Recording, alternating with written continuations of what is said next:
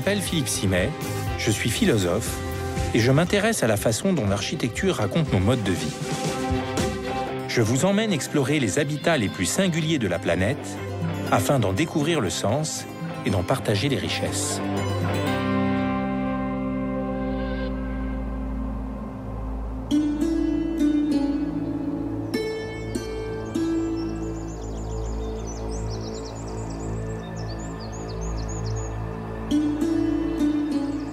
La province du Guilan, en Iran, est une région très verte qui contraste avec les étendues arides de l'intérieur du pays.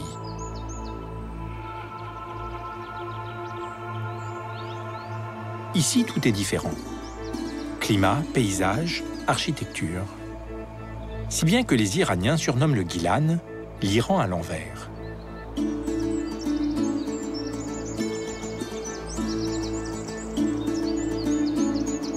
Je me rends à Massouleh, un village situé à plus de 1000 mètres d'altitude, dans la chaîne de montagnes de l'Elbourz, au nord de la capitale, Téhéran. Massouleh a été construit dans cette zone à forte activité sismique, sur un dénivelé de plus de 100 mètres. C'est un village de 900 habitants à l'architecture singulière. Ses toits, tous reliés entre eux, sont des espaces piétons. Ils s'apparentent à des ruelles ou à des cours où les habitants circulent et se rencontrent. C'est cette organisation architecturale unique au monde que je viens découvrir.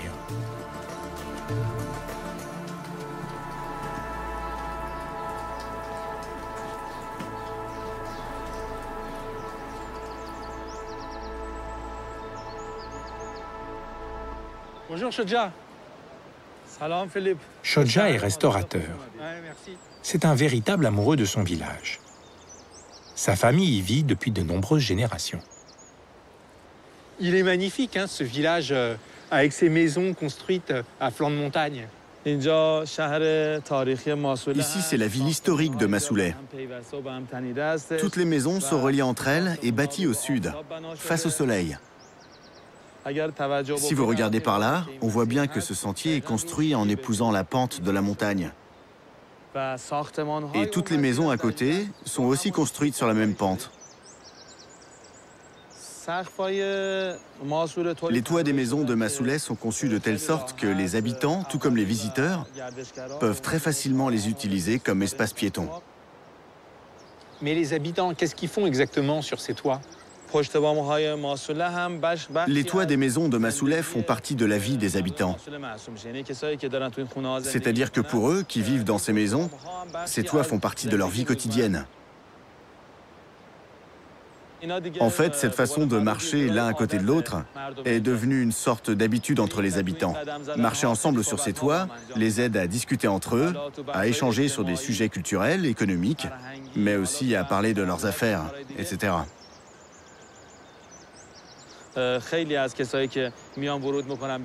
Très souvent, les visiteurs de Massouleh sont étonnés de voir que les habitants se retrouvent sur les toits pour se parler et discuter de leurs affaires. Alors ils se mettent aussi à marcher ensemble sur ces toits, font des allées et venues tout en contemplant le paysage.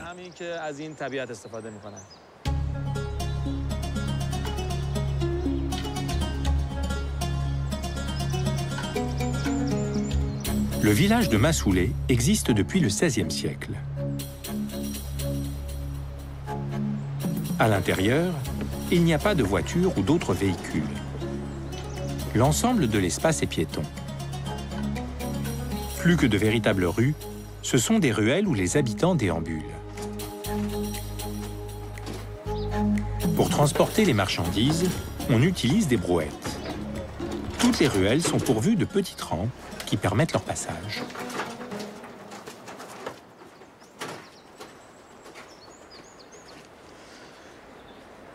Regardez sur ce côté du toit. Vous aurez une meilleure visibilité sur la façon dont les bâtiments sont construits. Ce que j'aime particulièrement ici, c'est qu'on se sent isolé sur son toit terrasse et en même temps relié aux autres, connecté visuellement avec eux et puis par tout ce système de passerelles. Pour moi, c'est ça qui fait l'unité du village. Oui, on peut dire que Masouleh est une ville à plusieurs dimensions. Où que vous vous positionniez sur les toits de Masouleh, vous avez une vue panoramique sur la ville. Et il faut dire aussi que Masouleh est composé de plusieurs quartiers. Le bazar qui se trouve en bas, c'est le noyau central de la ville.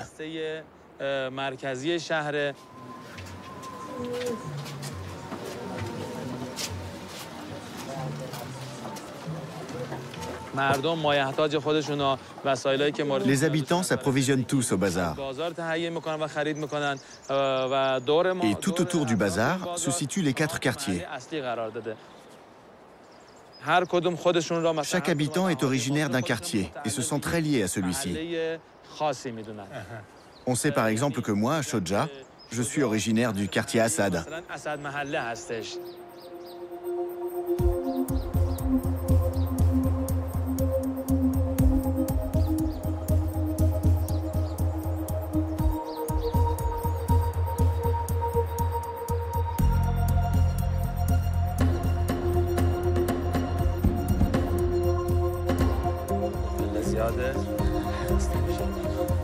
Les maisons du village sont construites sur des étages de roches naturelles, ce qui leur permet d'épouser au mieux la forme de la montagne et de se fondre dans le paysage de manière homogène.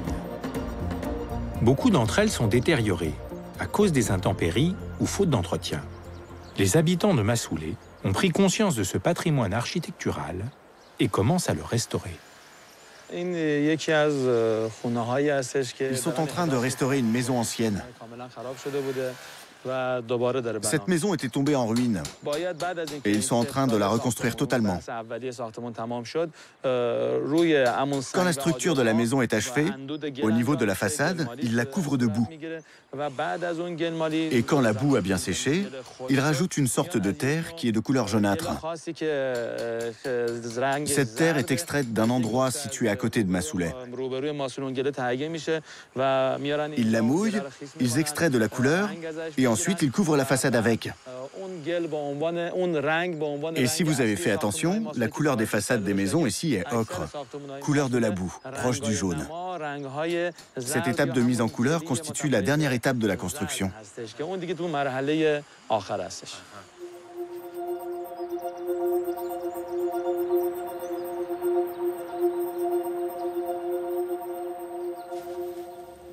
Entrez, je vous en prie. Merci. Ah.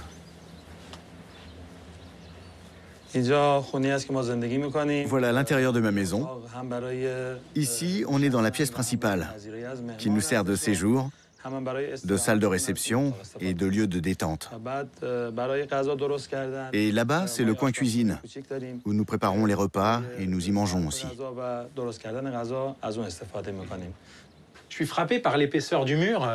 J'ai l'impression qu'il fait au moins 50 cm. C'est vrai que les murs des maisons au niveau du rez-de-chaussée sont très larges. Vous savez que les matériaux utilisés ici sont uniquement des matériaux locaux. Par exemple, à l'époque, pour consolider les murs, ils utilisaient des pierres et de la terre. Et pour les rendre encore plus résistants aux tremblements de terre, ils pouvaient être épais de 70 cm à 1 mètre.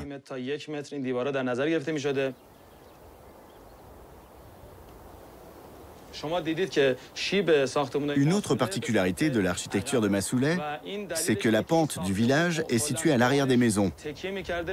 En fait, c'est parce que tout le poids de la maison repose sur la montagne contre laquelle elle est adossée. D'une certaine façon, on peut dire que la montagne soutient la maison, ce qui la protège des catastrophes naturelles. Ces murs qui se situent dans la partie arrière de la maison sont donc adossés à la montagne. Ils sont appelés Koudivar, ce qui veut dire mur de montagne, et ils sont complètement soudés à la montagne.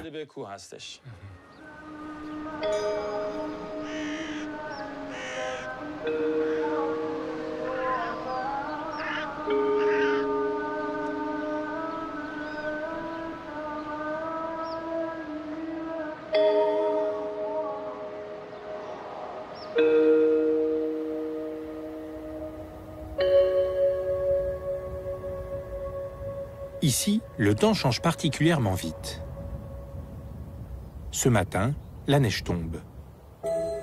et une brume épaisse recouvre tout le village. Je me rends au-dessus des nuages, sur les ruines de l'ancien Massoulé, à 6 km de son emplacement actuel.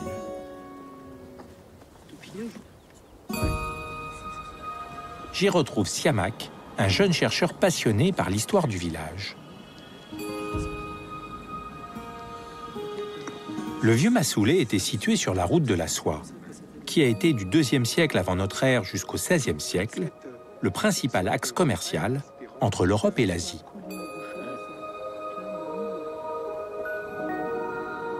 Les premiers habitants de Massoulé étaient des artisans, fabricants d'armes et d'objets en ferronnerie. C'est donc sur une ancienne mine de fer, dont on trouve encore des traces, que le premier village s'est implanté, environ 1000 ans avant Jésus-Christ.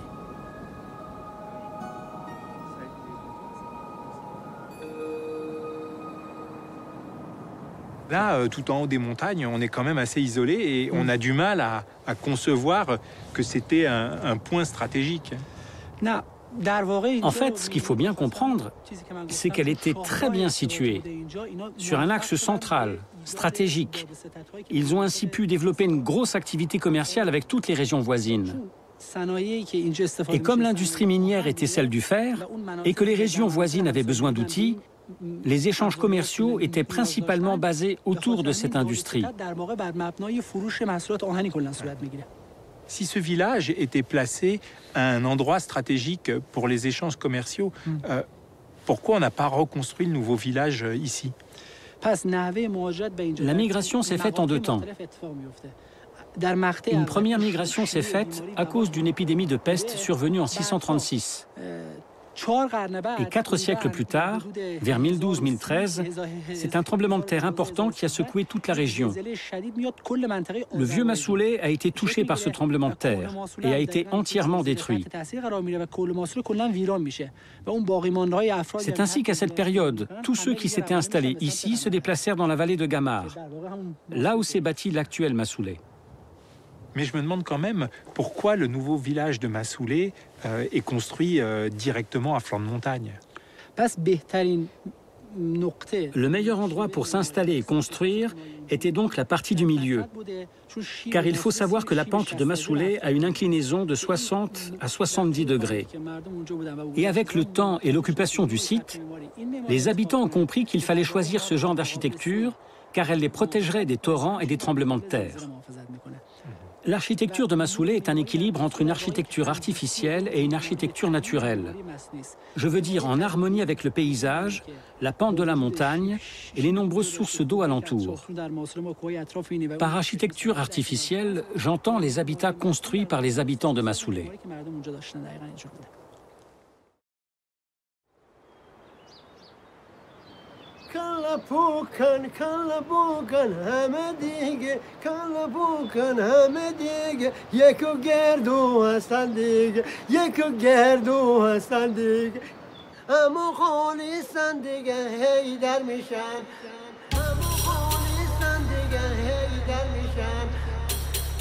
À Massoulé, les toits sont à la fois des espaces privés et publics.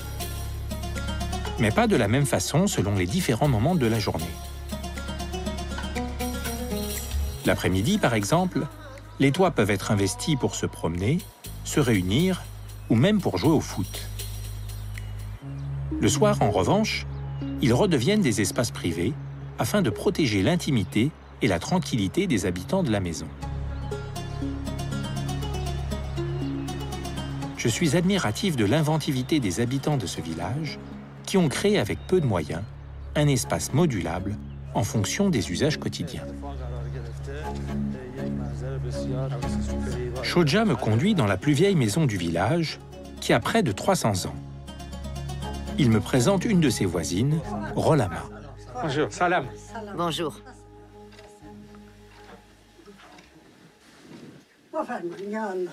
Je vous en prie, entrez.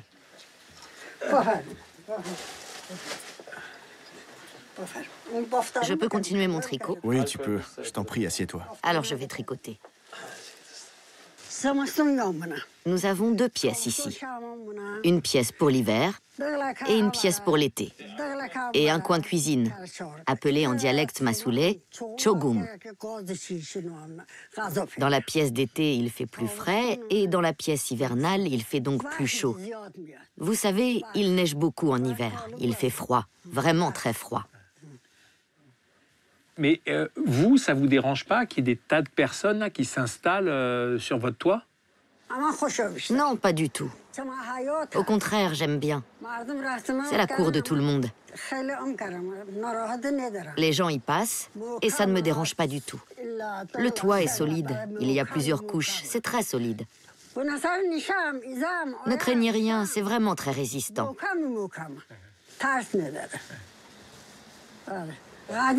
Vous savez, ça ne date pas d'aujourd'hui. Ça a toujours été comme ça ici, depuis toujours. Ici, personne ne dérange personne. C'est un espace commun et tout le monde peut l'utiliser.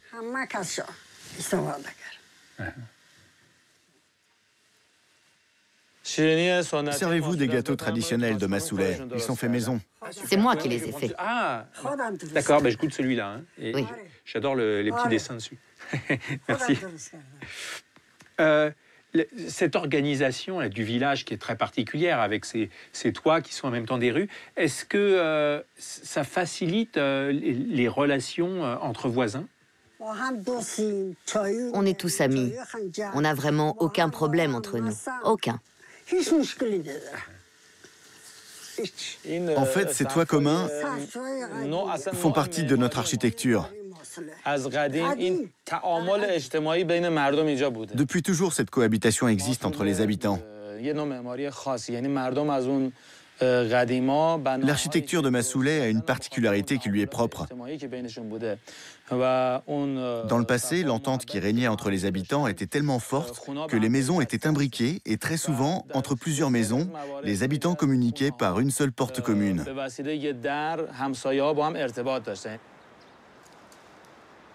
En fait, vous ne verrez pas une maison détachée d'une autre. Toutes les maisons ici sont reliées par un mur commun. On peut donc dire que c'est une sorte de cohabitation amicale qui règne ici, dans le bon sens du terme, entre les gens de Massouleh.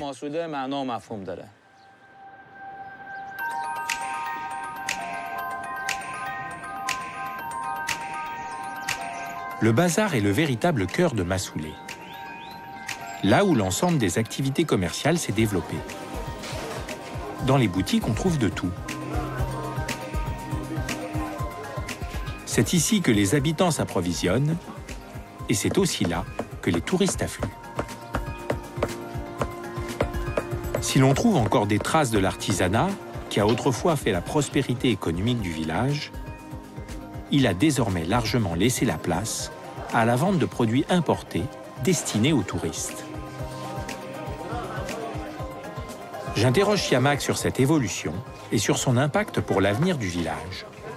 Les habitants de Massouleh, c'était donc presque tous des commerçants? Non, pas tout à fait. Mais d'un point de vue stratégique, la ville de Massouleh a comme frontière de nombreuses villes. Ce qui explique qu'à une époque, beaucoup de commerçants soient venus s'installer ici pour faire des affaires. Cette situation a fait venir énormément de monde ici. Cette dimension multiculturelle, j'imagine qu'elle est renforcée par l'organisation spatiale du village, avec tous ces espaces partagés, ces toits qui sont investis par les gens. Ça doit créer une véritable unité. Oui, vous avez raison. En fait, c'est la topologie du village qui a permis de créer une architecture homogène, ce qui a facilité l'intégration de tous les habitants. Une architecture unique a pris forme ici. Donc le fait de partager les espaces communs du village a renforcé les liens entre les différentes populations venues d'ailleurs et les locaux.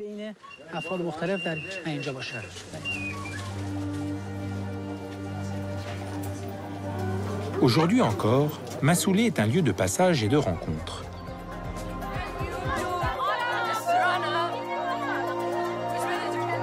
Les activités commerciales sont désormais tournées vers le tourisme et attirent notamment la jeunesse iranienne.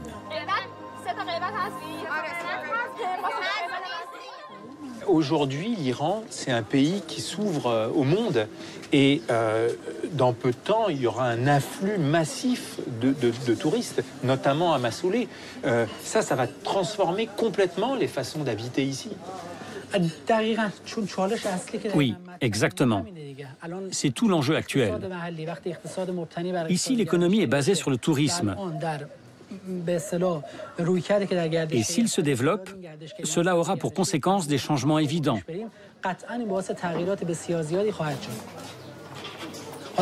Pour conserver le mode de vie des habitants, nous avons besoin de modèles. Ce modèle doit être local. Par conséquent, je pense que nous devons avant tout travailler sur un modèle de tourisme communautaire durable, afin de pouvoir préserver ce site.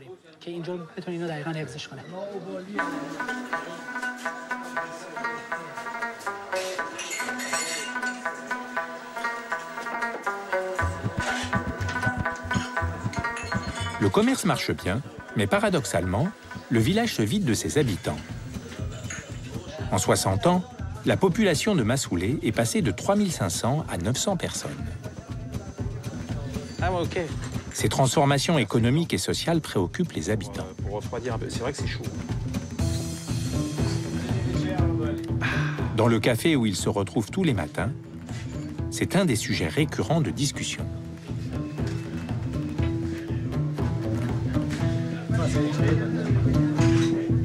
Il y a du monde là dans ce café. Est-ce que tous les gens, ce sont des habitants de Massoulé? Oui, la plupart sont d'ici. Mais il y en a qui viennent des villages voisins. Ce sont des ouvriers qui viennent travailler dans le village. Moi, j'ai toujours habité ici. Dans le temps, il y avait beaucoup plus d'habitants, mais maintenant, ce sont les visiteurs qui viennent. Ils font un tour et ils repartent. Mais les habitants de Massoulé sont plus très nombreux. Il y a beaucoup de gens qui sont partis travailler ailleurs, mais les maisons, elles sont toujours là. Alors, est-ce que ça a affecté la transformation du village? Depuis longtemps, vous savez, la ville de Massoulé est une ville historique de notre pays, qui se situe au niveau des sites inscrits au patrimoine historique du monde. Le dossier est en cours de préparation pour pouvoir l'inscrire à ce patrimoine historique mondial. On ne peut pas modifier le village comme on veut. Il y a des contraintes si on veut le développer. En fait, vous êtes dans une situation paradoxale parce que d'un côté, la protection du patrimoine architectural de Massoulé, ça permet des revenus qui sont liés au tourisme, mais d'un autre côté, ça freine ou ça fige complètement la transformation spatiale du village. On peut dire qu'une page s'est tournée et le mode de vie des habitants a changé. Pour préserver les sites historiques, il y a des contraintes strictes à respecter. Et peut-être qu'entre la sauvegarde de la ville historique et la vie quotidienne des habitants, il y a des vraies difficultés.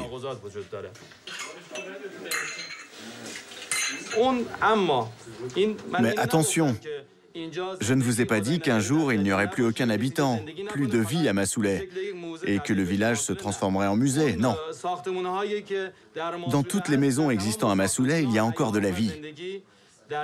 Les habitants ainsi que la mairie de Massoulé reconnaissent que le village appartient non seulement aux gens d'ici, à l'Iran tout entier, mais aussi à l'ensemble de la communauté internationale. Et cela grâce à son architecture particulière et légendaire.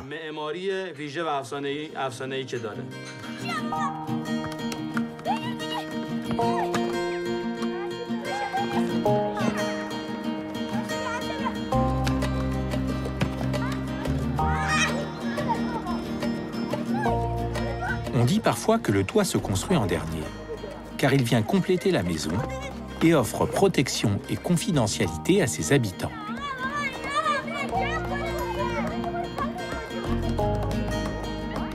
Ici, au contraire, les toits sont au cœur de la vie villageoise. Tour à tour public et privé, ils tissent le lien qui unit les villageois entre eux et sont le symbole de l'ouverture grandissante de Massoulé au monde.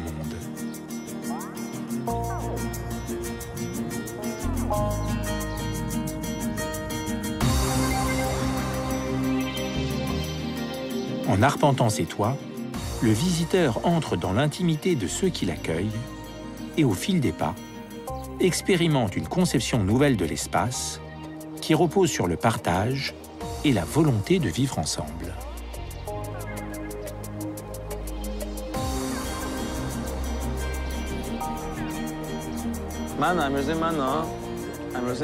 Vas-y, sers-toi. Je goûte un petit gâteau. Ils ont tous l'air très bons. Mais je vais goûter celui-là. Je goûte celui-là. Ah, c'est au sésame. C'est au sésame. Ah, c'est bon. Ah, tout le monde les aime, hein, ceux-là.